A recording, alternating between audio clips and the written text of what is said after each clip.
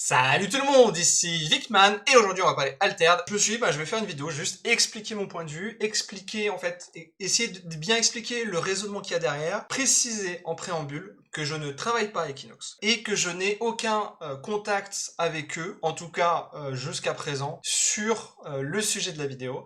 Et donc là je vais parler équilibrage du jeu. Là, comme il y a un patch note qui arrive très bientôt, et du coup ce sera probablement le sujet de la vidéo de la semaine prochaine, puisque au moment où cette vidéo sorte, le patch note sortira lui dans 2 jours si mon calendrier est bon. Pour parler des héros, je pense, et j'ai l'impression que c'est quand même un consensus, en tout cas parmi les joueurs avec qui je parle, donc encore une fois, n'hésitez pas à tout ce que je vais dire, n'hésitez pas à le mettre en commentaire si vous êtes d'accord, si vous n'êtes pas d'accord.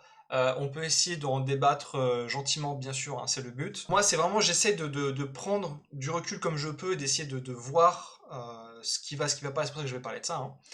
Mais bien sûr, je ne reste que moi, et j'ai beau essayer d'être objectif, je sais très bien que je suis subjectif. Donc comme je disais, je pense que FNAF c'est trop fort. Maintenant, je ne sais pas, je n'ai pas l'impression qu'il soit beaucoup trop fort. En tout cas, moins qu'avant. Effectivement, il y a quand même eu un nerf déjà, parce qu'il y a une carte qui est suspendue, et une règle qui a été changée qui, du coup, de facto, a quelque part suspendu une autre carte. Maintenant, c'est quand même pas assez. Je pense que déjà, force vient du pouvoir du héros, essentiellement, puisque c'est quand même un pouvoir illimité. C'est un pouvoir qui peut servir dès le premier jour, et c'est un pouvoir très fort. Dès le premier jour, il suffit de jouer un vendangeur, et là on est ouvert pour faire un zoo, pour faire un entraînement magique, pour mettre des boosts dès le début, pour en plus que le vendangeur soit fort tout de suite, puis après. Donc en fait on a un héros qui peut être fort dès le premier jour et commencer à faire 1-1, contrairement à d'autres héros qui peuvent être moins forts au début de partie, ne serait-ce qu'en Esmir, Akesha et Lindy Way ne font pas forcément 1-1 dès le premier jour. Et pourquoi je parle de ces héros? Puisque on parle d'une faction qui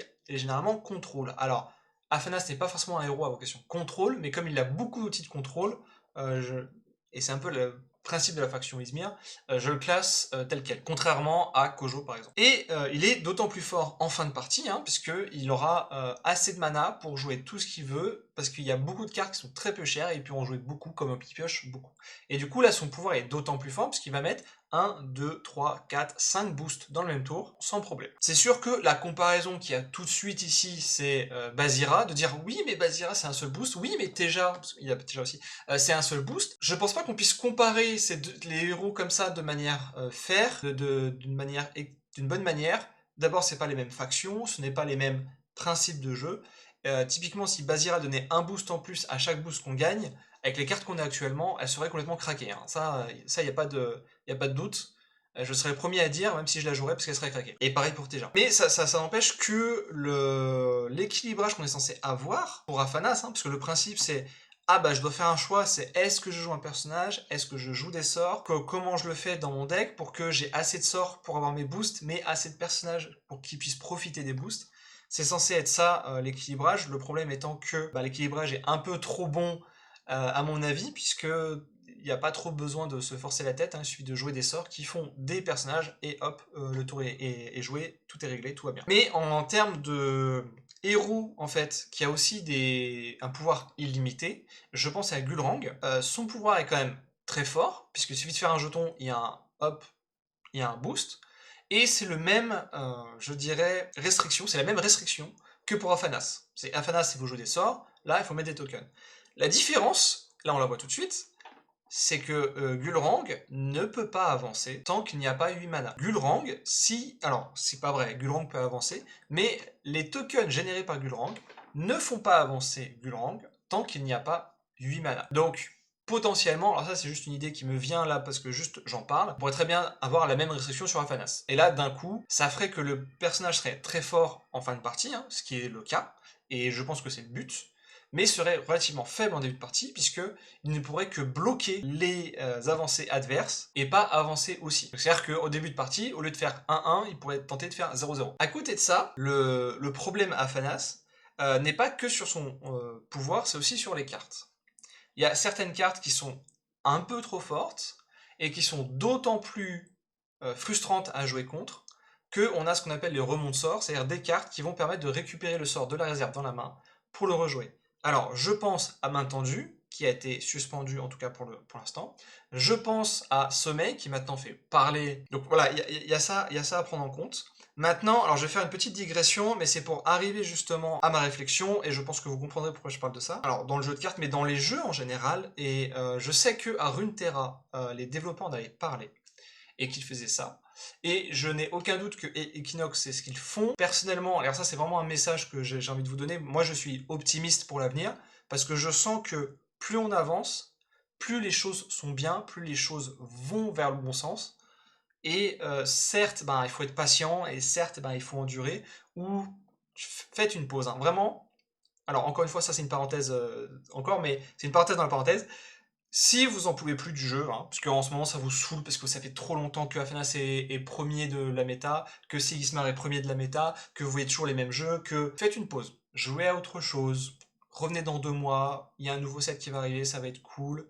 Peut-être de temps en temps, faites un petit draft, c'est cool aussi. Ça fait du bien, c'est normal, il n'y a aucun problème, personne ne vous en voudra pour ça, au contraire, faites-vous plaisir, voilà. Donc, comme je disais, voilà, par rapport à ça, ce qui est important dans les jeux de cartes, et donc ce qu'avait dit Runeterra, hein, c'est pour ça que j'en parle là, et je suis complètement d'accord, c'est que la communauté, moi le premier, on va dire ce qu'on veut. Ah, j'aime pas Sommeil dans Izmir, pour le coup, et dans Lyra aussi, mais je vois moins Lyra, j'affronte moins souvent Lyra, du coup c'est un peu moins frustrant. Et du coup, moi j'ai envie de dire, ah bah il faut suspendre la carte Sommeil, c'est trop fort, faut arrêter, voilà. Parce que, on va pas se mentir, l'idée à la base c'était de c'est seulement temporaire parce que après le personnage est toujours là, donc c'est toujours un problème pour après. Mais en fait, dans les faits, déjà c'est souvent le dernier tour, donc c'est super fort, et qu'il y a toujours moyen de quand même le garder pour le dernier tour. Et en plus de ça, de toute façon, même si c'est pour le tour en cours, le problème n'est pas vraiment reporté dans le tour d'après, puisque ça change toute la dynamique de jeu, puisque le personnage est déjà là. Donc en tant que joueur, mon personnage est déjà là, je vais pas forcément rejouer par-dessus, parce que j'ai déjà des stats. Mais si je passe tout de suite, mon adversaire va pouvoir en profiter. Du coup, il va falloir que je joue une carte en plus. Mon adversaire se dit, bah, du coup, il a mis plus qu'il ne faut et a mis plus de ressources là-dedans alors qu'il n'y a pas besoin. Du coup, moi, je vais pouvoir faire autre chose. Enfin, voilà. Bref, la carte est plus forte, trop forte. Un peu trop forte. Mais il y a toujours des cartes plus fortes que d'autres, c'est pas très grave. Voilà, donc ça, c'est pas ce que je veux. Et derrière, en fait, il faut se dire, ok, qu'est-ce que ça veut dire et qu'est-ce qu'il a besoin? Donc, qu'est-ce que j'ai besoin? Et ça, c'est pour moi, encore une fois, je n'ai aucun doute. Il y a juste ma chaise qui est un peu déconne, donc c'est ça. J'ai aucun doute à ce qu'Equinox fait ce travail-là. Et c'est pour moi ce qui est plus important pour la santé à long terme du jeu, voire même à moyen terme, hein, pour être honnête. Parce que donner à court terme ce que veulent les joueurs, c'est bien à court terme, mais au final, c'est pas bon sur le long terme en général. Maintenant, je ne suis pas développeur de jeux de cartes, je ne suis pas game designer. Pourquoi donc je parle de tout ça? Parce que du coup, si on revient sur Afanas, pour moi le problème c'était main tendue. Maintenant, pour moi, le problème, c'est sommeil.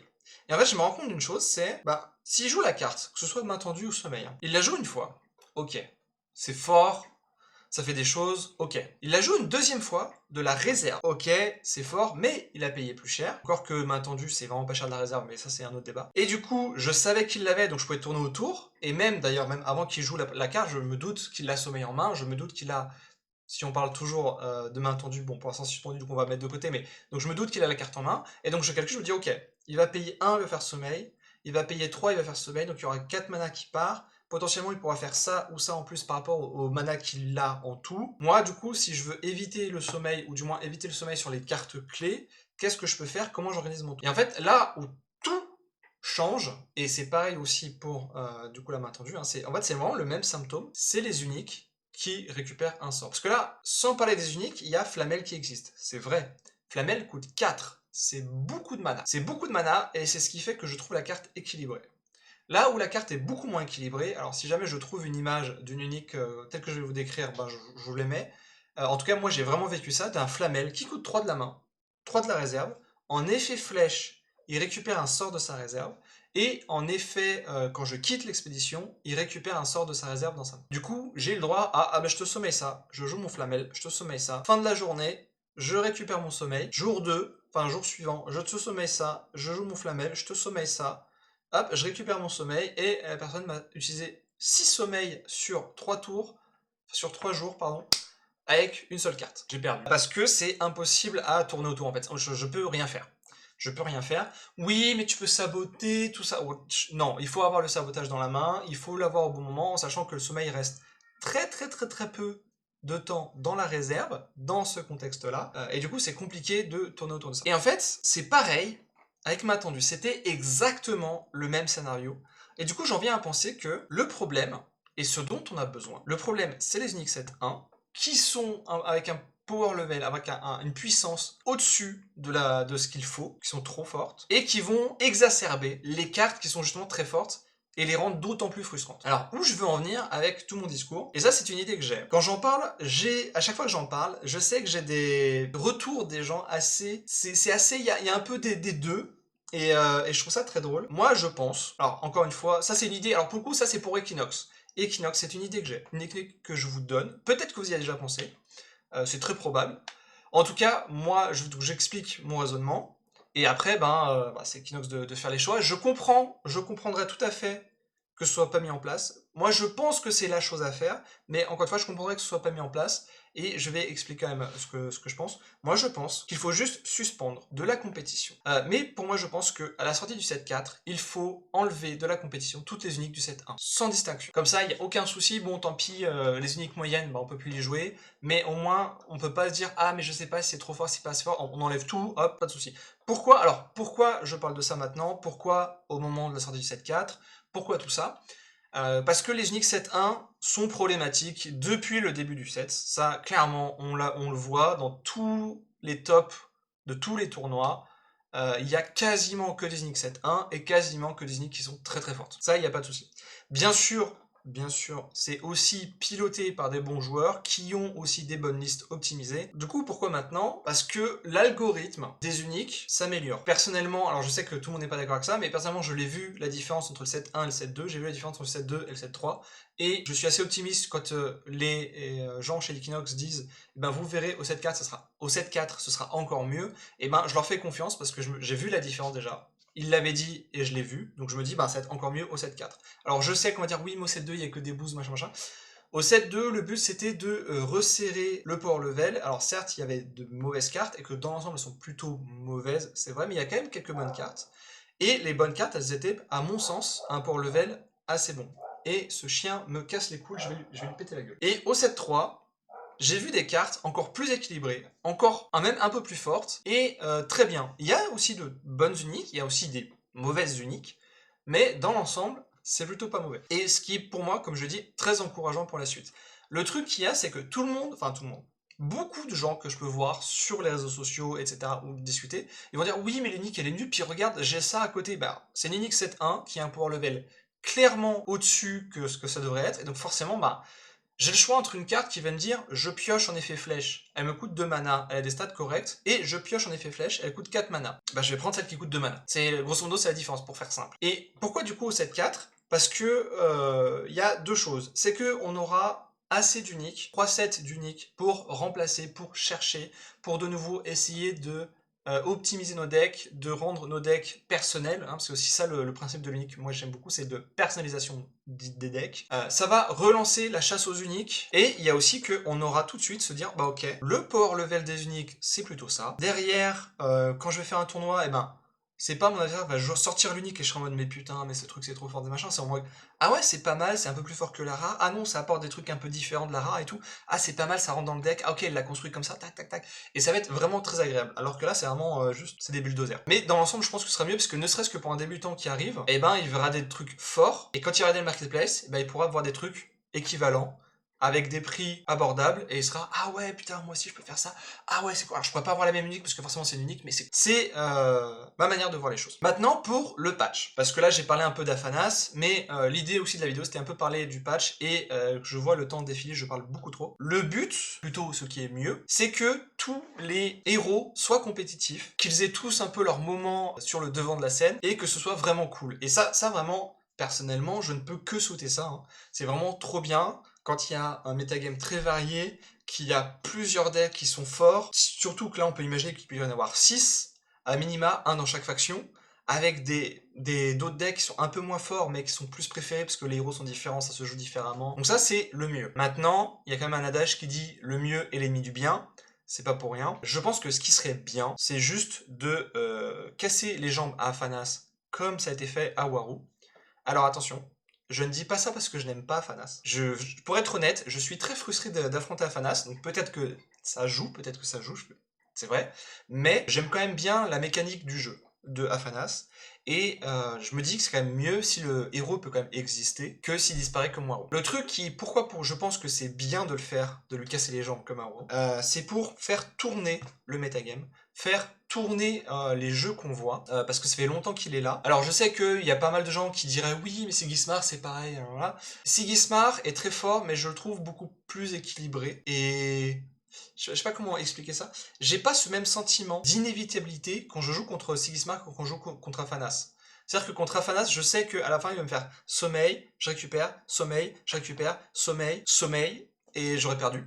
Alors que contre Sigismar, eh ben, je peux essayer de lui forcer son sommeil, je peux essayer de lui forcer certaines choses, et j'ai pas ce... Je sais que je peux me battre. Mais peut-être que c'est pareil à Sigismar, qu'il faut le nerf pour l'enlever du truc. Hein. Mon argument tient, c'est la même chose, pour faire tourner la roue, et il y aura toujours des decks plus forts. Pour le coup, il y aura toujours des decks plus forts, toujours des decks où on va dire « Ah putain, c'est trop fort ça, ah c'est trop frustrant, je le vois trop, ah blablabla ». Peut-être que ça va être Traced, peut-être que ça va être Fen, peut-être que ça va être Teja, peut-être que ça va être Hatsadi, on sait pas. Ça n'empêche que, eh ben, il suffit ensuite de nerf le héros, il suffit que peut-être avec d'autres cartes, parce qu'il y a des autres sets, parce que là on parle du patch de mi-saison, qu'ensuite il y a le prochain set qui arrive, parce que 4 mois de sortie entre chaque édition, c'est très bien. Moi je trouve ça très bien, surtout quand on a un travail à plein temps, ce qui est un peu le cas de beaucoup de joueurs de TCG maintenant. Cependant, un metagame, surtout quand on peut jouer en ligne, se fige assez vite, et du coup c'est important de pouvoir relancer un peu la machine, et que ce patch de mi-saison est très bien pour ça. Voilà, j'ai fait le tour de ce que je voulais dire, j'espère que j'ai été clair dans mes arguments et dans mon explication. J'espère que cette vidéo vous aura plu, et je vous dis à bientôt.